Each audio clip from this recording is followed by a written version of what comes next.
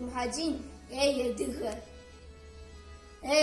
Адыгэ, ӏэчхьэрсэгъэу, уэлъэпхъахэм укъилъхуащ уи адэжьхэм яшыху лъагъуэр.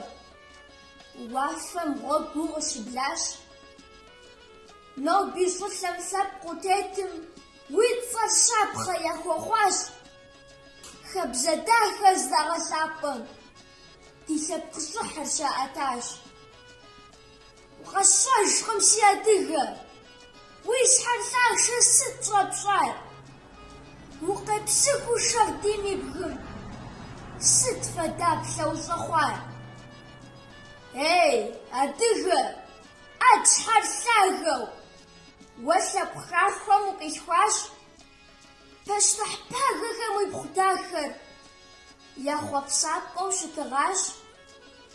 Си адыгэ, къозэхасэр, уи акъылыр хъуа си жан, къэщтэж фасэ уи лъэпкъ хабзэр, къэрал ӏуэхухэм щыхъу пелуан.